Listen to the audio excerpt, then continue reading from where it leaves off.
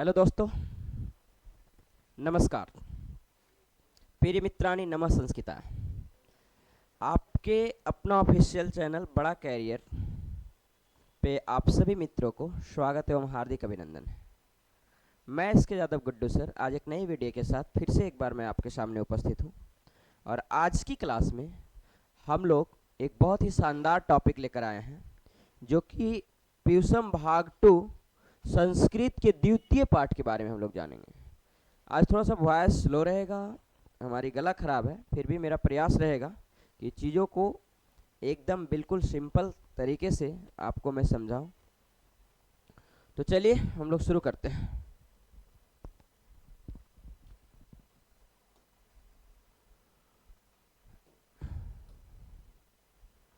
आपका जो second part है, जिसको हम लोग द्वितीय पाठ कहते हैं,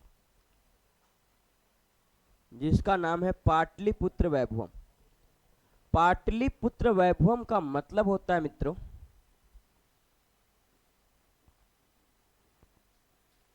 पटना का वैभव।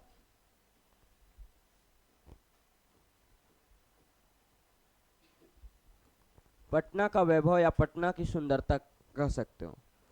मतलब मैं आपको ये कह सकता हूँ कि इस चैप्टर में हम लोग पटना के बारे में जो भी कुछ जानेंगे, जो भी कुछ सीखेंगे, वो पटना से संबंधित जानेंगे। पटना के एक सामान्य परिचय के बारे में जानेंगे। सबसे पहला लाइन लिखा है, बिहार राज्यस्य राजधानी नगरम पाटलिपुत्रम सर्वेषु कालेषु महत्वधारक। पटना बिहार राज्य की राजधानी नगर है और सभी कालों से महत्व धारण करता आया है। ऐसा तो आप बचपन से पढ़ते आ रहे हो कि पटना जो है वो बिहार की राजधानी है। बिहार की क्या है? राजधानी। पटना जो आपका है वो बिहार की राजधानी। पटना का जो इतिहास है, इतिहास के बारे में हमारे विद्वानों ने, हमारे नीतिकारों ने, हमारे शास्त्रकारों ने इस पाठ्य पुस्तक में बताया है, समझाया, सिखाया कि पटना का जो इतिहास है वो 2500 वर्ष पुराना है। 2500 years will be right answer. Patna का जो इतिहास है वो 2500 वर्ष पुराना है। बाकी उन्होंने कहा है यत्र मतलब यहाँ धार्मिक, राजनीतिक क्षेत्रम, उद्योग क्षेत्रम च विशेष ध्यान आकर्षण। मतलब पटना के 3 क्षेत्रों पर काफी विशेष ध्यान दिया गया है।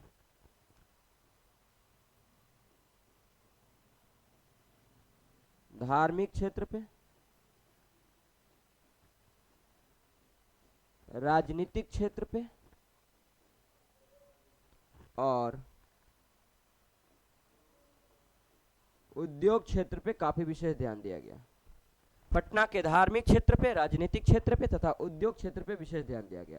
अगर इन तीनों शब्द का अंग्रेजी की बात करें तो धर्म, धार्मिक का होता है रिलीजियस, राजनीतिक का होता है पॉलिटिक्स और उद्योग का होता है इंडस्ट्री, दैट मीन्स फैक्ट्री। धर्म के आधार पर जो विकास हुआ उसको धार्मिक क्षेत्र कहते हैं। बहुत तरह की बात हो सकती है, बहुत हमारा धर्म हो सकता है, हमारा कर्म, हमारा धर्म, बहुत अलग अलग चीज हो सकता है। जैसे बड़ों का आदर करना हमारा धर्म है, it is our pious, respect our elders. राजनीतिक मतलब पॉलिटिक्स। पॉलिटिक्स के बात करें तो राजनीतिक क्षेत्र में पटना का बहुत विकास हुआ, बहुत आगे बढ़ा। हमारे पटना में बहुत सारी चीजें हैं, सेक्रेटरियन है, सचिवालय है, उच्च न्यायालय है, हाई कोर्ट है। उद्योग की बात करें तो इंडस्ट्रियलाइजेशन, इंडस्ट्री के तौर पे भी विकसित हुआ। मतलब यहाँ पे उद्योग से मतलब है व्यापार। एक बार और मैं बता रहा हूँ कि पटना के निम्नलिखित 3 चीजों पे विशेष ध्यान दिया गया, धार्मिक, राजनीतिक तथा उद्योग। लेक्चर को आगे बढ़ाते, ध्यान से सुनेंगे मेरी बात को। लिखा है वैदेशिका यात्रिना। वैदेशिका यात्रिना का मतलब हुआ विदेशी यात्री। विदेशी को बोलते हैं, बहुत सारे नामों से जाना जा सकता है। विदेशी को आप बोल सकते हो फॉरेनर, आप इसको एलियन बोल सकते हो, एब्रोड बोल सकते हो। जिनका जन्म हमारे देश से बाहर हुआ, आपने पढ़ा होगा तत्सम, तद्भव, देशज, विदेशज। किसी मूल शब्द को तत्सम कहते हैं, तत्सम के बिगड़े रूप को तद्भव कहते हैं। जिनका जन्म देश में हुआ देशज कहते हैं, जिनका जन्म विदेश में हुआ विदेशज कहते हैं। तो विदेशी यात्री जो सबसे पहले पटना की धरती पे आए थे उनका नाम था मेगास्थनीज। इंडिका इंडिका यह कथन मेगास्थनीज का। यूरेका यूरेका इंडिका का रचना किया है। यूरेका यूरेका यह कथन मेगास्थनीज का। मेगास्थनीज जो है वो बहुत विद्वान व्यक्ति थे और ये पटना सबसे पहले आए थे। और ये कहाँ के रहने वाले थे? ये यूनान के रहने वाले थे। यूनान एक बहुत ही पढ़ा लिखा बहुत बहुत अच्छा देश है। यूनान की राजधानी जो है वो एथेंस है।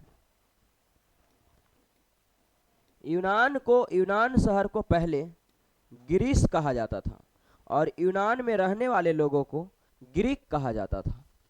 तो विदेश ऐसा कोई जरूरी नहीं कि सबसे सिर्फ मेगास्थनीज ही आए। मेगास्थनीज के अलावा भी बहुत सारे आए। मेगास्थनीज के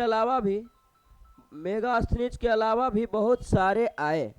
जैसे कि मैं आपको बता दूं, फाहियान आए। फिर मैं बता दूं आपको इत्सिंग आए, फाहियान आए, इत्सिंग आए। इत्सिंग के अलावा मैं बता रहा हूं आपको हुएन चांग आए, हुएन चांग। ये सब थोड़ा चाइनीज नाम है, थोड़ा याद रखना मुश्किल है, लेकिन किसी भी चीज को बार बार पढ़ोगे, किसी चीज को revision is the must important. Nothing is possible without revision, understand. तो अगर आपसे पूछेगा कि पटना की पावन धरती पर आने वाले विदेशी यात्री कौन कौन थे, 2 अंक का ये सवाल आपके प्रश्न पत्र में रहेंगे। आप इसे कैसे लिखोगे, मेरी बात को सुनेंगे और समझने की कोशिश करेंगे। Everybody listen and try to understand. आप लिखेंगे कि विदेशी यात्री सबसे पहले मेगास्थनीज आए थे, फाहियान आए, इत्सिंग आए, ह्यूएन आए। अभी तक हम लोग कुछ पढ़े नहीं चैप्टर में। ये चैप्टर का बस इंट्रोडक्शन है, ये परिचय है, ये भूमिका है। ये चैप्टर का जो सबसे पहले हम लोग पाठ परिचय कहते हैं वो अभी जाने। लिखा है पाटलिपुत्र से वर्णम स्व स्मरण ग्रंथेषु। ये जितने भी विदेशी यात्री आए सारे लोग अपने अपने ग्रंथों में पटना का वर्णन किया, एक्सप्लेन किया, व्याख्या किया, उल्लेख किया, प्रकाश डाला। इन्होंने लिखा, रचा। लिखा है पाठ्यस्मिना पाटलिपुत्र वैभव सामान्य परिचय वर्तते। देखो इस पाठ में हम लोग पटना शहर के एक सामान्य परिचय के बारे में जानेंगे। We are going to learn a general study about Patna town. Okay, हम लोग पटना के बारे में सामान्य परिचय के बारे में जानेंगे इस चैप्टर में। अभी मैं बता रहा हूं आपको, लाखों ऐसे बच्चे हैं जिनको बेंच पे बैठने का मौका नहीं मिला। हजारों ऐसे बच्चे हैं जिनको जो कभी शहर का मुंह नहीं देखे। भाई आपके पास तो बहुत सारी फैसिलिटी है, बहुत कुछ है आपके पास, बता रहा हूं मैं। आप सौभाग्यशाली हो कि राजधानी ऐसे शहर में पढ़ रहे हो। इतनी खूबसूरत क्लासरूम है, इतनी अच्छी फैसिलिटी है आपको मिल रहा है, ऑनलाइन भी सुविधा है, पढ़ने के लिए पुस्तक है, लिखने के लिए कॉपी है, पढ़ाने के लिए गुड्डू सर है। फिर भी अगर आप नहीं पढ़ रहे हो तो दुर्भाग्य की बात। अब देखो इस चैप्टर में हम लोगों ने जो भी कुछ सीखा, इसकी इन सारी तमाम बातों को एक बार हम लोग रिकॉल करते हैं। सेकेंड चैप्टर का नाम था पाटलिपुत्र वैभव। पाटलिपुत्र वैभव का मतलब होता है पटना का वैभव। वैभव समझते हो, गाना उना में भी आपने सुना होगा। मेरा गला खराब है लेकिन फिर भी मैं प्रयास करता हूँ। वैभव का मतलब क्या होता है? मुझे कृति न वैभव न यश चाहिए, मुझे राम का नाम का रस चाहिए। तो वैभव, शोहरत, सुंदरता, खूबसूरती, आकर्षण, है ना। देखो बहुत सारे ऐसे गाना ऐसा गाइए ना, भगवान भक्ति कीजिए, सुबह सुबह उठिए, अच्छे अच्छे गाना गाइए। राधे राधे जपा करो, कृष्ण नाम रस पिया करो, ए राधे राधे जपा करो। तो आजकल के बच्चे को मैं देखता हूँ ना, सुबह उठेगा, दिल तो पागल है, दिल दीवाना है, दिल गुजर गया, दिल को मिर गया। अरे क्या बदतमीज। अब देखो बिहार की जो राजधानी है, भैया अबे छोटा उपाध्याय, मीठा जार, सीधा बैठो। देखो पटना बिहार की क्या है बेटा? राजधानी। पटना का इतिहास कितना वर्ष पुराना है? 25। पटना के कितने क्षेत्रों पर विषय ध्यान दिए? बोलो, धार्मिक, राजनीतिक, किप्सालांत, एवरीबॉडी किप्सालांत। फिर बता रहा हूं, पटना आने वाला पहला विदेशी यात्री कौन था? मेगास्थनीज कहां का रहने वाले थे? यूनान की राजधानी कहां है? Very good, a lot of very good my dear. उसके बाद बता रहा हूं, यूनान को पहले किस नाम से जाना जाता था? मेगास्थनीज के अलावा और कौन कौन से विदेशी यात्री आए? इत्सिंग, अपनी कहानी को आगे बढ़ाते हैं। ध्यान दीजिए, ये पाठ परिचय था, अब हम लोग कहानी को आगे बढ़ाएंगे, ठीक है।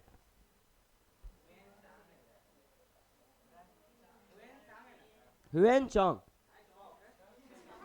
ह्यूएन चांग, ह्यूएन चांग लिखा होगा पुस्तक में, ह्यूएन चांग होता है, राइट।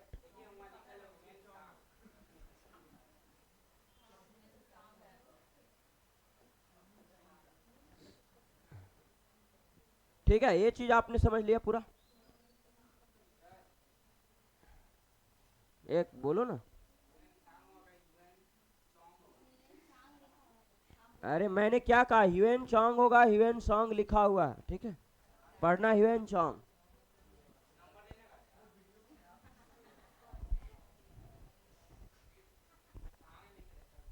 आपको पता होना चाहिए कि ऑनलाइन क्लास चल रही है, ठीक है, उतनी भी क्या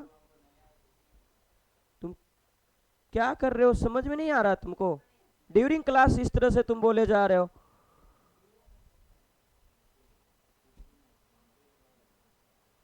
देखिए ध्यान दीजिए, ये जो आप तस्वीर देख रहे हो ना बेटा, ये गोल घर का फिगर है, ठीक है। ये किस चीज का फिगर है? ये जो आप फिगर देख पा रहे हो, ये आपका गोल घर है।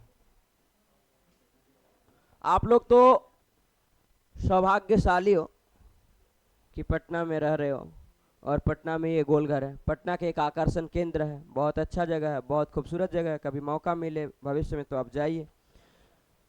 लिखा है प्राचीनेषु भारतीयेषु नगरस्यंतम पाटलिपुत्रांगनम। बात नहीं करें आप लोग। महानगरम तद व्यवसाय दामोदर गुप्तो नाम कवि कुटनी मताख्यम काव्य कथ्य थे। पटना जो है वो गंगा नदी के किनारे बसा हुआ है, और पटना के बारे में एक बहुत विद्वान राइटर है,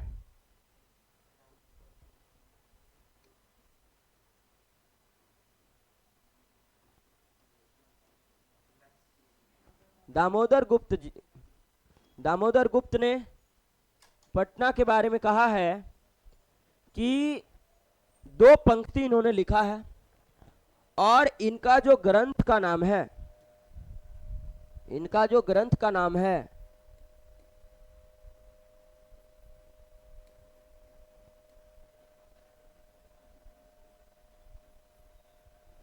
वो कुटनी मताख्यम है। इनका ग्रंथ का क्या नाम है? कुटनी मताख्यम। कुटनी मताख्यम के माध्यम से इन्होंने दो पंक्ति का एक श्लोक लिखा है। इस श्लोक के माध्यम से दामोदर गुप्त जी आपको क्या समझाना चाहते हैं, क्या सिखाना चाहते हैं, क्या इनकी प्रस्तुति है, आखिर इनकी अवधारणा क्या है, मान्यता क्या है, इनकी सोच क्या है, विचार क्या है, ओपिनियन क्या है, इन सारी तमाम बातों को हम लोग अभी तुरंत जानेंगे। देखो लिखा है, आप भी बोलेंगे मेरे साथ, बोलो। अस्ति महितल तिलकम सरस्वती कुलगृहम महानगरम नामना पाटलिपुत्रम परिभूत पुरंदर स्थानम। इसका मतलब हुआ मित्रों, ध्यान से सुनेंगे। लिखा है अस्ति महितल तिलकम सरस्वती कुलगृहम महानगरम नामना पाटलिपुत्रम परिभूत पुरंदर स्थानम। इसका मतलब हुआ कि पृथ्वी का तिलक, बोलिए, बोलो, पृथ्वी का तिलक, सरस्वती का कुलगृह, यह महानगर पटना पूरे संसार में अपना एक विशेष स्थान रखता है, जो कि इंद्र के भवन से भी सुंदर माना गया। अब यहाँ से वस्तुनिष्ठ प्रश्न कैसे आएंगे, ध्यान से सुनेंगे। सबसे पहला प्रश्न आपको मिलेगा कि मही का अर्थ क्या होता है। मही का अर्थ होता है पृथ्वी। क्या होता है? पृथ्वी। मतलब पटना शहर को पृथ्वी का तिलक कहा गया है। आपसे पूछा जाएगा पृथ्वी का तिलक किस शहर को कहा गया? सरस्वती का कुलगृह किस शहर को कहा गया? अरे बोलो। इंद्र के भवन से कौन सुंदर है? पटना। चलिए, तो ये श्लोक मैं समझाने में आपको सफल रहा। फाइनली इसको कैसे लिखोगे आप पेपर में? अगर प्रश्न पत्र में ये सवाल आ गया तो आपको लिखना है, अगर आप छोड़ दिया ना तो फिर बहुत दुर्भाग्य की बात है। हमसे पढ़ने के बाद भी अगर आपके प्रश्न छूट जाती है तो फिर मैं कुछ नहीं कर सकता। लिखा है, बोलो, पृथ्वी का तिलक, सरस्वती का कुलगृह, यह महानगर पटना पूरे संसार में अपना एक विशेष स्थान रखता है।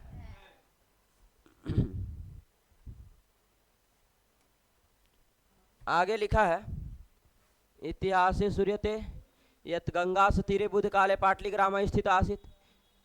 बात नहीं, इतिहास में सुना जाता है, इतिहास में ऐसा सुना जाता है कि बार बार पटना की पावन धरती पर जो है वो बुद्ध भगवान आते थे। कौन आते थे?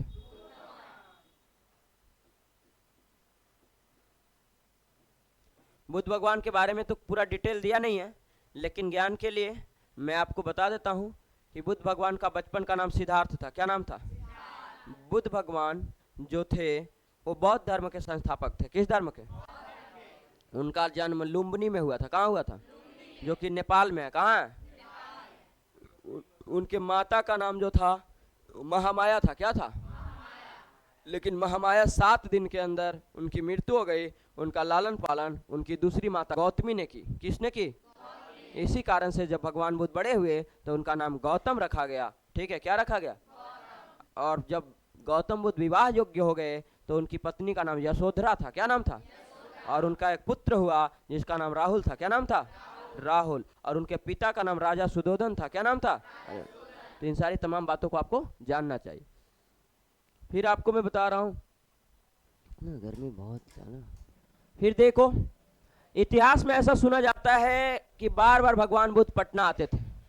पटना के बारे में भगवान बुद्ध ने कहा कि पटना आगे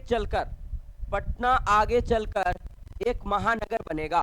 पटना आगे चलकर एक क्या बनेगा? महानगर बनेगा। लेकिन पटना जो है वो निम्नलिखित 3 चीजों से, निम्नांकित चीजों से भयभीत रहेगा। उन पे डर रहेगा, भय रहेगा, आशंका रहेगी पटना के ऊपर। पहला जो है आपका वो है आग। क्या है? पहला जो है आपका वो है आग। और दूसरा जो है वो है बाढ़। क्या है? बाढ़। ठीक है। और तीसरा जो है वो कलह। क्या है? कलह। मतलब मैं आपको ये समझाना चाह रहा हूं कि आग, बाढ़ और कलह, भगवान बुद्ध ने आज से हजारों वर्ष पहले ऐसा भविष्यवाणी किए, ऐसा प्रिडिक्शन किए, ऐसा अनुमान लगाए, अंदाजा लगाए, गेस किए। उन्होंने कहा, उन्होंने लोगों को समझाया कि पटना आगे चलकर बहुत बड़ा शहर बनेगा, बहुत बड़ा महानगर बनेगा। और ऐसा बना। अभी वर्तमान समय में पटना की आबादी लगभग 50 लाख से ज़्यादा है। कितना है? 50 लाख से ज़्यादा। ठीक है।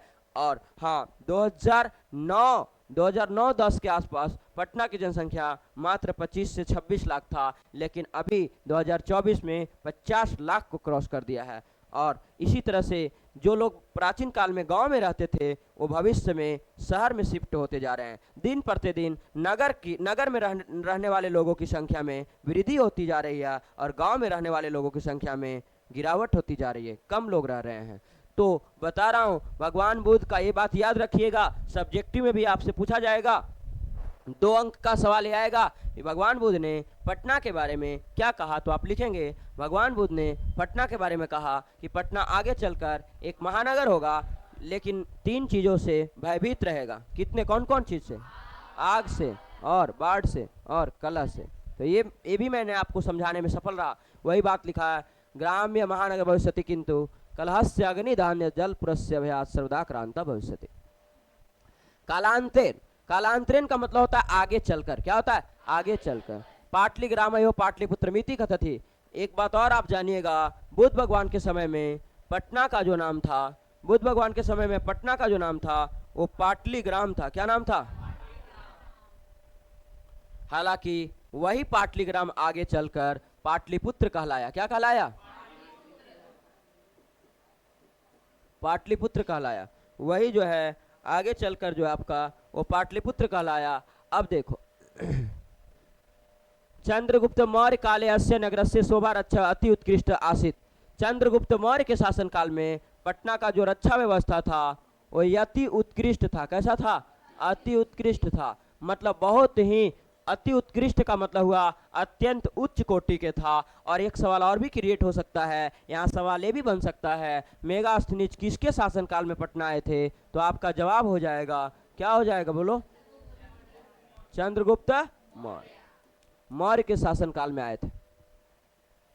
ठीक है, फिर कह रहा है अस्य नगरस्य वैभव प्रियदर्शिना अशोकस्य समय सुत्राम समृद्धम। अगर आपसे तुलनात्मक प्रश्न पूछा जाएगा कि अशोक और चंद्रगुप्त मौर्य में ज्यादा शक्तिशाली कौन थे, ज्यादा अच्छा व्यवस्था किसके शासनकाल में था, तो आपका जवाब अशोक हो जाएगा। अशोक। अशोक। ऐसा मैं नहीं कह रहा हूं कि चंद्रगुप्त मौर्य के शासनकाल में पटना का व्यवस्था अच्छा नहीं था, लेकिन अशोक के शासनकाल में उनसे भी अच्छा था। और अशोक को प्रियदर्शी कहा गया है। क्या कहा गया है? प्रियदर्शी। अशोक को क्या कहा गया है? प्रियदर्शी का मतलब होता है जो देखने में प्रिय लगता है, उसे प्रियदर्शी के नाम से जानते हैं। बहुत सारी ऐसी चीजें होती है जिसे आप बार बार देखो फिर भी आपको अच्छा लगेगा। भगवान श्री कृष्ण का बचपन का अगर आप रूप देखिए या किसी छोटे बच्चा का आप रूप देखिए तो दिल करेगा, मन करेगा क्यूट बच्चा को हमेशा देखते रहें। तो कुछ ऐसी चीजें होती है जो आप कितने तरीके से भी देख लो, आपको लगेगा कि ये चीज खूबसूरत, बढ़िया खूबसूरत फूल को देखो आपको अच्छा लगेगा। तो बता रहा हूं मैं,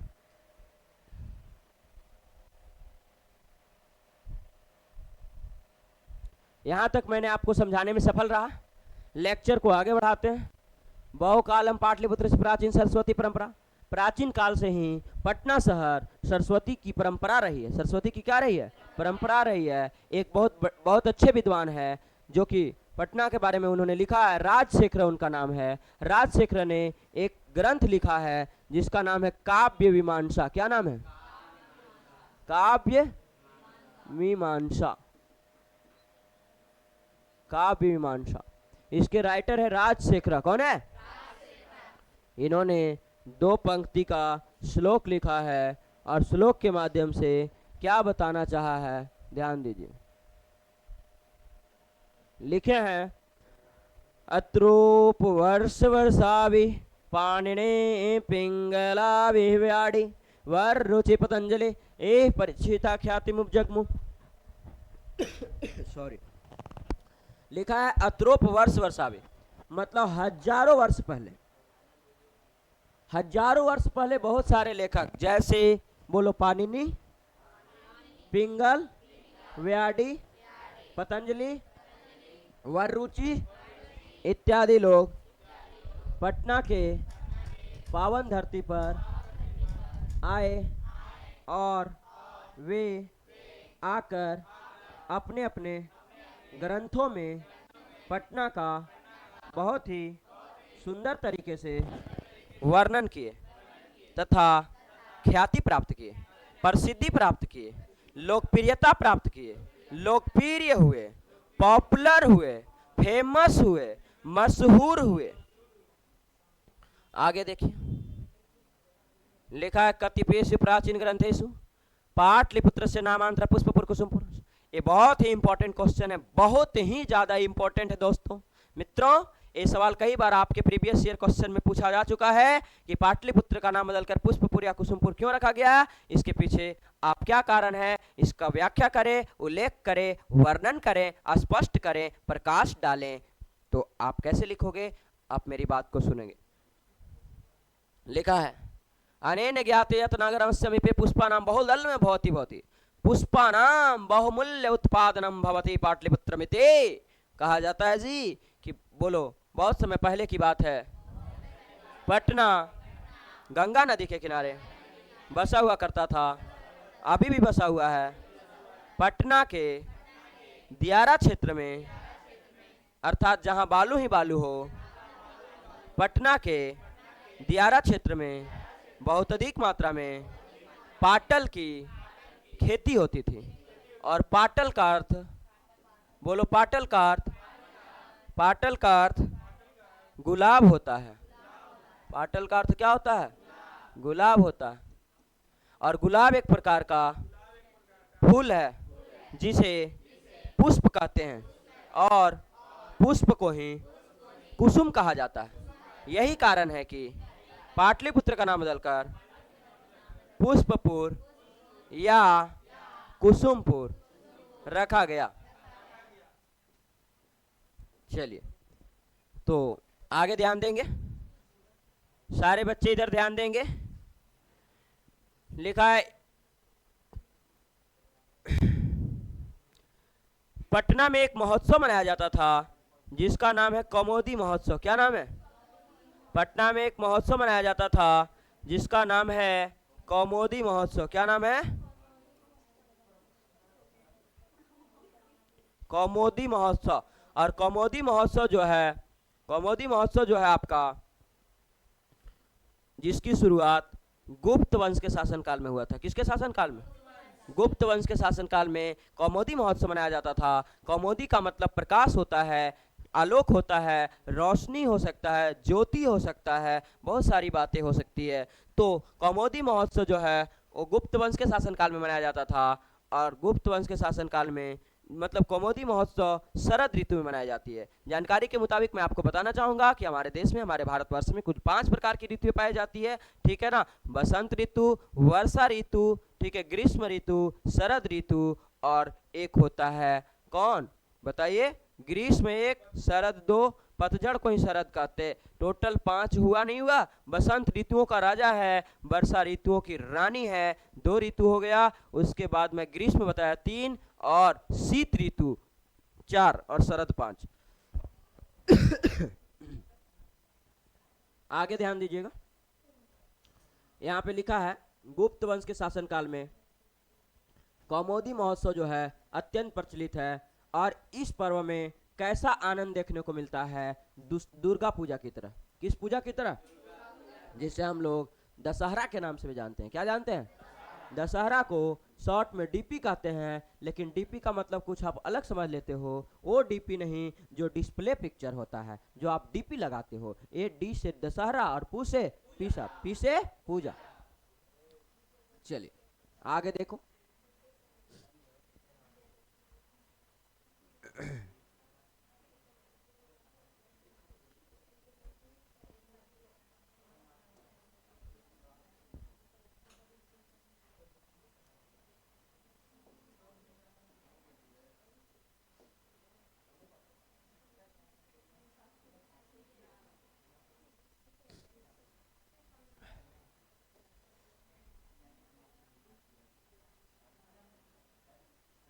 ध्यान दीजिए, अब हम लोग बात करते हैं